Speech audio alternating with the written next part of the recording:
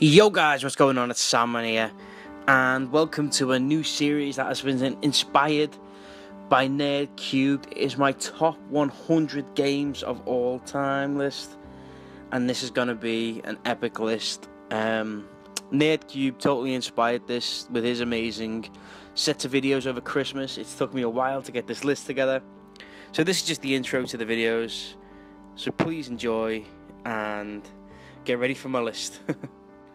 Let's start with number 100. The first game is actually Titanic Adventure Out of Time.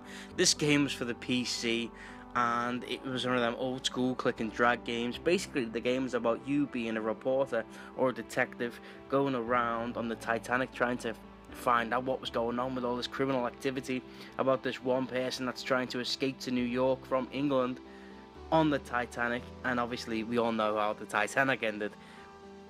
Don't know why I laughed there. I shouldn't have. My apologies. But the game was actually really fun. It had a lot of murder mystery about it. You got to speak to all different types of characters. You got to explore the whole ship.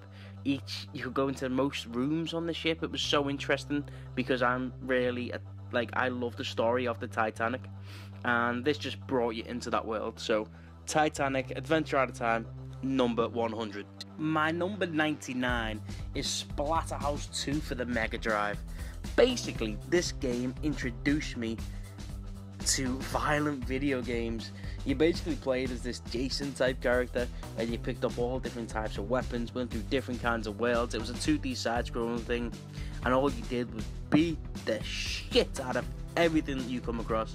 The game was hella fun, and it was a bit bad for me to play. It was like in my dad's collection when I was a kid, and when he used to go to work, I used to sneak it on when I come home from school, play it, and think I was a little bad boy because I was playing Splatterhouse 2.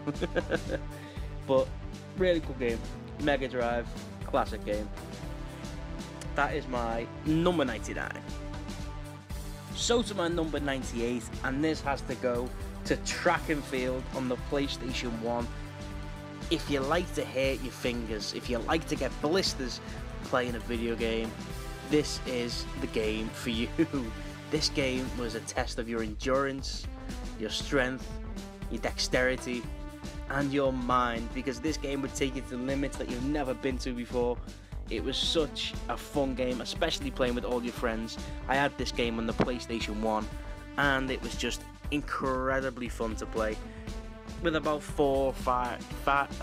max 4 people to play with. It was an amazing game. Each person screaming at the TV on the 100 meters, getting blisters, everyone with different techniques, pressing X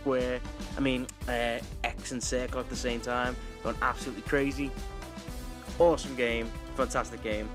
That is my number 98. So my number 97 game goes to Age of Empires on the PC. This is mainly because I have an uncle called Neil, and he loved this game. I used to sit there watching and playing this game for a while. A lot of games on this list are actually games I actually watched people play, tried to play myself, didn't enjoy, but I enjoyed watching them play it, and this was one of them. I used to love the way he used to strategically put things in different places. I used to love the way he used to fight off enemies trying to get into his base, and just the way he built a Connolly in this game. It was just a fantastic, superb game to watch somebody play. And I had a little go myself, and I did enjoy it in parts, but I find it frustrating. I have a short attention span, so watching my uncle play this was just awesome. And this game makes it on my list as number 97. So we move on to my number 96, and this is actually really surprisingly high on the list, Grand Theft Auto 5. Grand Theft Auto 5 is a masterpiece of a game, beautifully looking,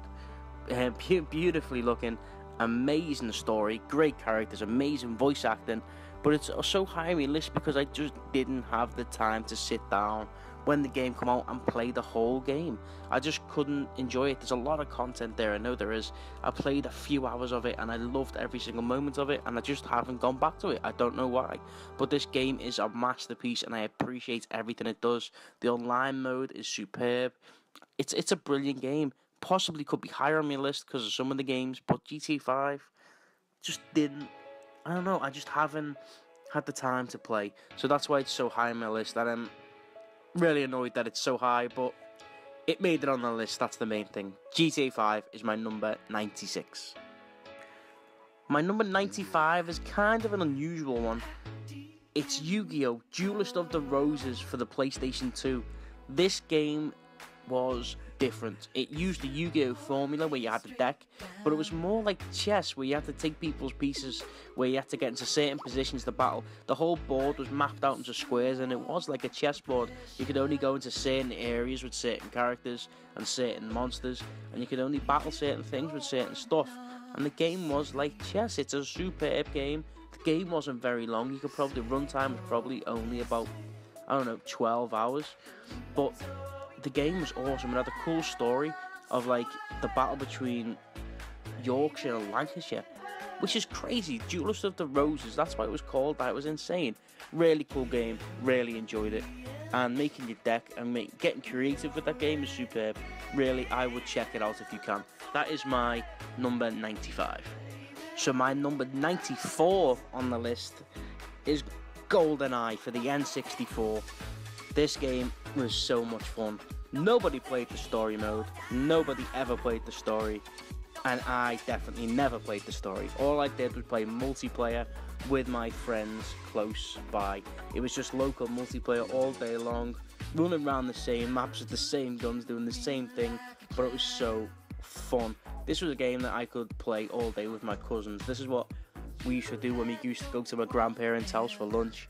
We used to bring down my N64. We used to play GoldenEye for hours and hours and hours on end. Good family time, you know. But this game has a special place in my heart because of that. It brought a few people in my family together. We'd sit there, have a laugh and play. So this goes down as my number 94. My number 93 is a bit of an unusual game. It's Sega Bass Fishing on the Dreamcast. And there's a reason why this is on this list. When I first got my Dreamcast, my dad said to me, what games would you like to buy? So I picked the usual big hitters, and then I saw Sega Bass Fishing with the rod that come with the game, and that was amazing. That little peripheral for that game was superb. It worked perfectly when you pulled the rod back, when you pointed it down, with how quick you pulled it back, the quickness of the turn of the rod. It was a superb game. I don't even like fishing, but that game was fun as hell. You could go to all different courses, try and catch big fish. You'd feel resistance on because of the vibration on the rod when you were going quicker. Oh, such a fun game. Sega Bass Fishing makes my number 93. My number 92 is Jurassic Park on the PlayStation 1. When I saw Jurassic Park games, especially in the future, I'm not too sure where in the timeline this was, but I've always wanted to play as the dinosaur, and this gives you the chance. It's a platforming game playing as the dinosaur. I know, it's pretty cool. And you'd also play as humans in some levels, but most of the time you're playing as different dinosaurs. It was a tough game, really, really hard to control, and it was stiff at points, and the graphics weren't very good. But getting the feeling of actually being these different dinosaurs I used to see in the films I adore and love, so like my favourite films of all time, nearly. Definitely in my top 10. So this game has a special place in my heart because of that. This gets my number 92. Okay, so my number 91 goes as follows. It's Trials HD for the Xbox 360. This game was hell fun. This game with a bunch of mates racing on the same track, where you could do backflips and you could try and beat each other's times on crazy courses, and you can play courses that people made too, which are incredibly difficult. The game is so fun. It's literally an accelerate and balance game. That is all that it is, and they've done it perfectly. The format works beautifully, and all I can say is the game is awesome. I can get it now backwards compatible because of the backwards compatibility on the Xbox One, and I'm going to do it because I love the game so much. I put hours and hours and hours on end into it, and the game is just beautiful. It's a brilliant game, great graphics, and that is definitely my number 91. So guys, that was my list from 100 to 91. Please come back and check out the next video and see numbers 90 to 81. Thanks for watching this video, guys. Peace out.